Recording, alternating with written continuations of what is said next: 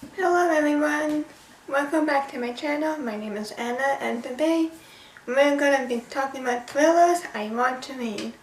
So, I don't know what it is about summer, but recently there have been almost a lot of thriller books coming out in the summer. I thought it would be great for October because of Halloween and the spooky vibes, but they just keep coming in summer, but that's okay. It makes me happy.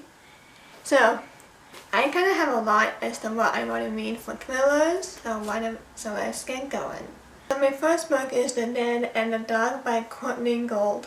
I've been eyeing this book for a while, still haven't read it, but I really want to see what it is, and it sounds really cool. So The Dead and the Dog is about how you have dark things that lurk in the corners. Parts of you can't remain hidden, about finding home in places and people you don't expect. Yeah, it sounds really interesting. It's chilly, it's creepy, I love it, why not? And my next book is The Missing Hours by Julia Dow. So again, this is like a creepy vibe to it, thriller-y. I just like a good scare, so hopefully all these books that I have will give me that scare. I crave for those, so I am hoping.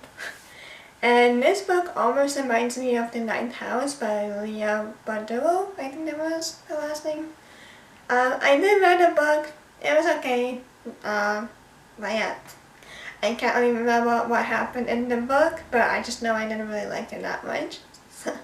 So this book will be a bit heavy because there is SA, if you know what I mean, SA in the book, since we follow Claudia Castro as she wakes up, but she's also remembered that she has been SA'd, and hence the missing hours. But after a while, she figures that out, and Claudia chooses to disappear so that she could regroup. And so her family is trying to search her, but there are others as well, but not for the reasons you think it is. So again, it's creepy, it's cool. There will be heavy topics as I mentioned before, so do be careful while reading it. And yeah, it's kind of giving me the Ninth House vibes. Next one is These Silent Words by Kim Cunningham Grant. Oh, Kim Cunningham Grant. Okay. And so again, it's another thriller, and we follow the father Cooper and how he is protecting his 8-year-old daughter, I think it was. And he laid his name in the Appalachian Mountain off-grid in the cabin of military with his buddy Jake. Yeah, Jake comes to them with the supplies, but this time he didn't show up. Dun dun dun. And of course, Cooper has secrets, and that makes the 8-year-old daughter flinch to find out what he is hiding. That gets me creepy vibes already. And my next one is A Stranger in the Mirror by Liv Constantine. Don't you love that last name, Constantine? It sounds like a really unique Victorian vibe. I like that name. So, and we follow a girl named Addison who is about to be married, wonderful guy, and yet she's freaking out because she doesn't remember about her past. And she starts to wonder why she has been running and how she showed up in his town, all bloody and battered. What was she running from? Was she the victim? Who knows? Well, you will know if you read a book, but... So yeah, it sounds creepy, and you know, it's a mirror. What can go wrong with the mirror, right? You won't see like a creepy demon behind you or anything. Now that I mentioned that, every time I love to watch ghost, like paranormal videos, so I follow these YouTubers and they're like explaining what a mirror does in the paranormal world. So like if you have two mirrors facing this way, it's a vortex, and that's how the ghosts can come in and out because it's like a portal. So anyways, and my next book is The Corpse Queen by Hannah Hardman. So this cover has a really pretty cover. It's like a coffin and it's all black with the background. I feel like that's really pretty. And creepy, haunted way.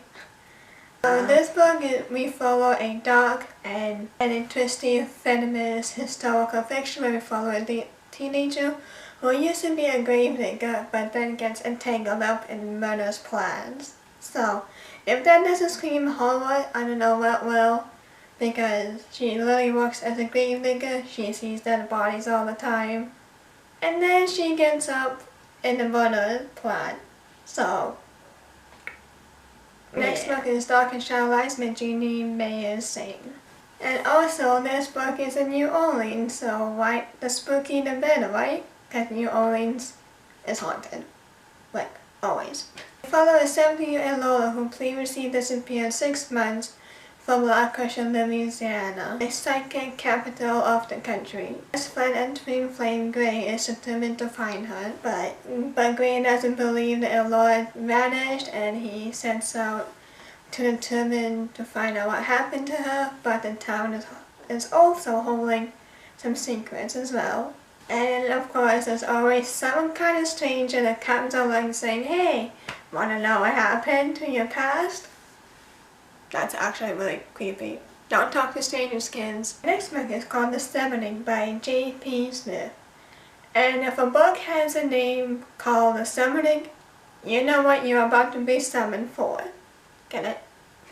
Okay, anyway, I actually like how this book already starts out. Like, literally it starts when you want to contact with the dead, you know it's gonna go too far. And I can only think that they're gonna use an Ouija board. Because, you know, a Ouija board can contact the dead people. I honestly don't think a Ouija board, like, 100% works. I think it's 50-50. Like, don't get me wrong, a Ouija board can contact the spirits from the other side. But, like, at the end of the day, it's on you and you're self-conscious because you want the answers. So therefore, you're subconsciously putting yourself into the Ouija board, and that's why you're like, it's working, oh my gosh, the planchette is moving. So, I think that's how a Ouija board works. Like, it is 50-50. Don't get me wrong, it is still dangerous and it shouldn't be played with, but that doesn't stop people from playing, so. I mean, have fun if you want to talk to ghosts, just don't get possessed.